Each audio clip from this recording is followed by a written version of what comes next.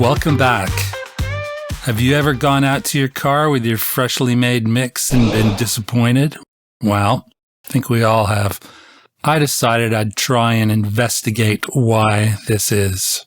I got my laptop and an interface and my calibration mic, set them up in the car.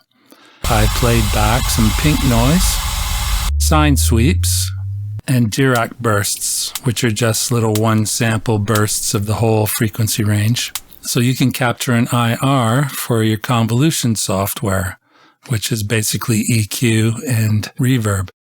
Okay, let's have a look at the results.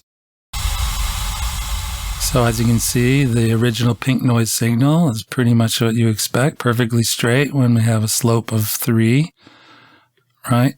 Normally pink noise looks like that, but with a slope of 3, it looks straight. It's much easier to read that way.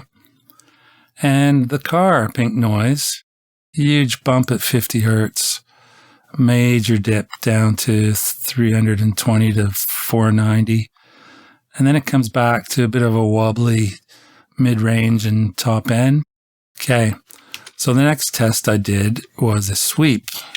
Now, just looking at these waveforms, you can see sweep is basically, from 20 to 20K, but it's all the same level, and it should be all the same level. This does not look like the same level. In fact, it's really bad. It looks even worse than the pink noise test, and that's because there's only one frequency playing at a time. So we really see, I'm assuming this is the 50 and this is that 300 to 400, almost 500 range here. And then the wobbly bits at the top. And if we want to see that in action, let's go to just look at the waves together.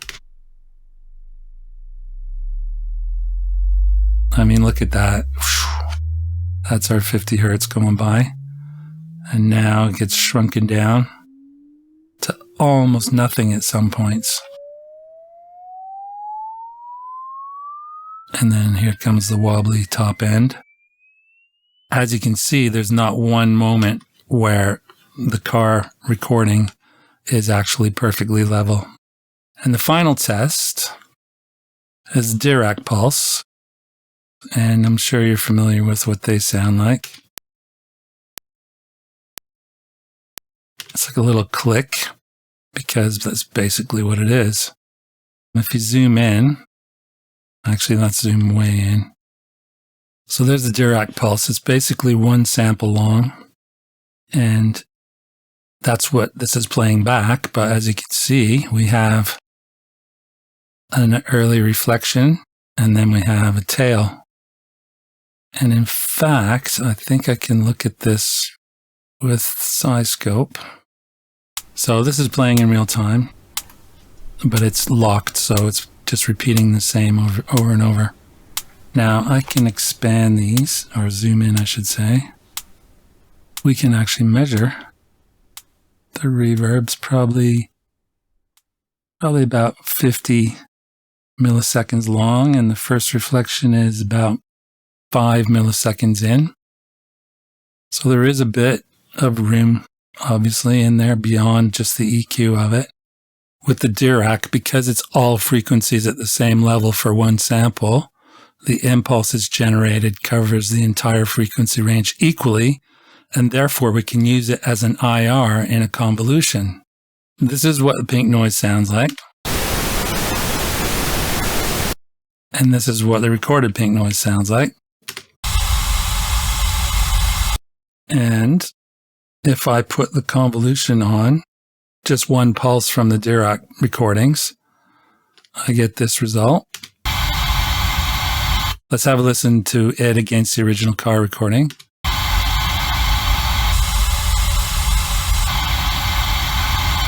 Okay, not exact, but if we look at the analyzer, the original signal with convolution is at the top here in pink, and the car recording is in the teal.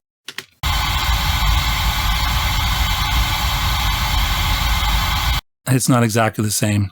And you'll find that if you move the mic around at all, like even an inch this way or that way, you get a different version every time. So as it turns out, Probably a better way to do it and a more useful way to do it is actually to use a match EQ on the recorded one using the reference of the pink noise. And I did that with another Melda plugin called MFreeform EQ. And the result, I loaded in MConvolution. So let's compare them all.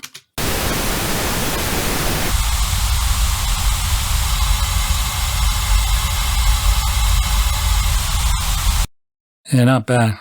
I'm going to run the analyzer again. So this time it is the EQ match I did with Freeform EQ. And I actually made a convolution from that because you can generate an IR from it. So the pink one is the Freeform EQ's matched EQ against the teal one, which is the car recording. So that's pretty good.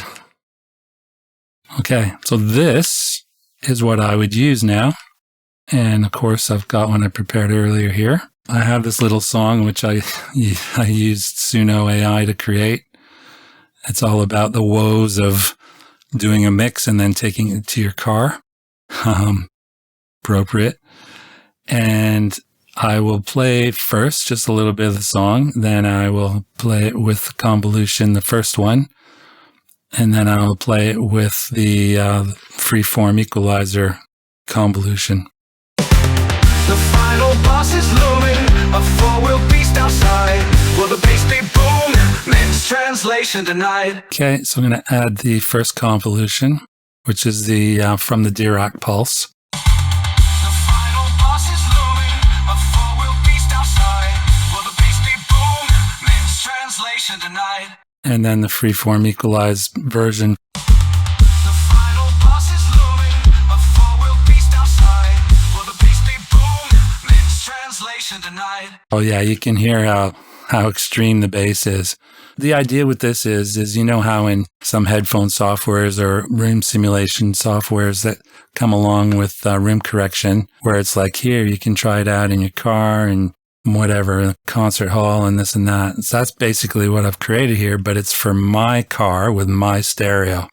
And to me, that's more useful because that's how I'm judging things. What I can tell you right now is it doesn't sound exactly like this raw sample, because when you're in the car, you're part of the equation as well. And I'm going to say, I'm going to dial it back until it feels about right. And this is just an instinct thing, but you kind of know, like I know how boomy this track is in the car without any EQ on it. I'm roughly going to put that through my speakers to that amount. So let's have a go at that. The final boss is looming, a four-wheel beast outside. Will the bass be boom? Men's translation denied. What is the sound I hear? It's not the mix I know. Bottom end is flabby, back to the studio I go.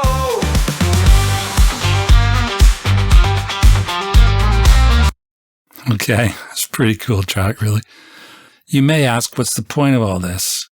Well, now that I have a semi-scientific emulation of my car stereo, with the IR emulation enabled, I can then drop an EQ on my mix and have a pretty good idea of what it's going to sound like when I take it to the car. Will it be perfect? Probably not. Will it be better than me guessing? Absolutely. So I'm just going to run the pink noise. We don't need to hear it. And look at it in the EQ. And now if I go over here, we have a copy and paste button. If I copy it, I'm actually copying the display. So if I paste it, I can now see exactly where the car is affecting the signal the most. So let's go to our track. And I will drop a new EQ there. It's got to be the same one, of course. The equalizer. And this resizing stuff, you know you can't do it with the free version, but all the functions I'm showing you should work. Okay. So now if I paste that here, I've got this as a guide. And the interesting thing is when it saves it, it's actually saving it at the core resolution. So I can actually take that right down to no smoothness and adjust it to where I want. So we'll leave it at, I'll go 1%. That's the default. Okay. So with this as a guide, I can now focus my EQing specifically. I know I'm going to drop a high pass, and I'm going to put it up to 24 dB. And I'm just going to slide this along so that that curve basically goes to the corner there. It's my starting point. Just catching some of that 50. Then I'm going to get a peak and have a look at this.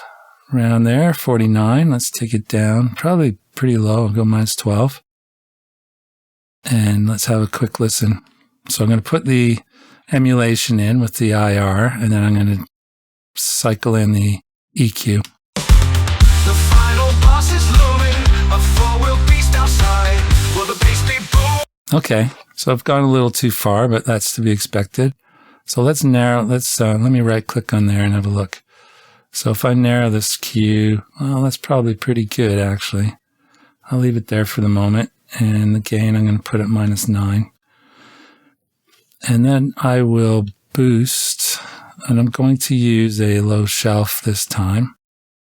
And I just want to boost a little bit of the bass in front of that dip because we're losing a bit too much at the moment. And let's go like 120 hertz. Okay, let's have a listen to that. The final boss is looming, a four-wheel beast outside. Will the bass be boom? Yeah, pretty good. In fact, I actually kind of like the dip that they have, that the car stereo is putting in. Have a listen with that. This is without. The final boss is looming, a four-wheel beast outside. Will the bass be boom? And that's the car emulation. So we know that it's doing a huge dip there. So I'm actually going to put my own in and just rough it in there. Okay, what does that sound like without the emulation? The final boss is looming, a four-wheel beast outside. Will the bass be boom? Mix translation denied. What is the sound I hear? It's not the mix I know. Bottom end is flabby, back to the studio I go.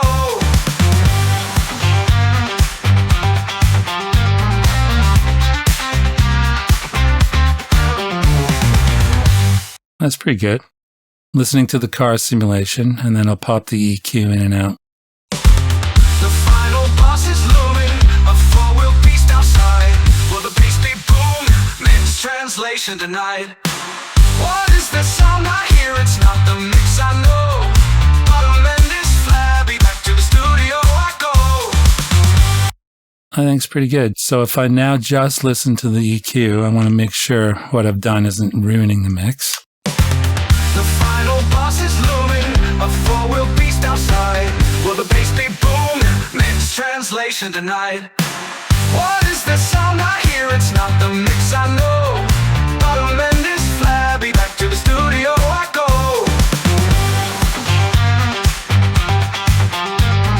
Yeah, I can work with that. So there you go. That's the idea. I don't have to make the journey out to the car to get it into that shape. I mean, obviously, as you know, if this was a real mix and I was mastering it and all that, this is a very good starting point. Is it as good as checking the mix in the car? No. Is it better than guessing what it sounds like in the car? Absolutely. I think it's a handy technique, and hopefully you'll give it a try. I'm going to play out with the whole track, and I will take this out to the car. See you soon.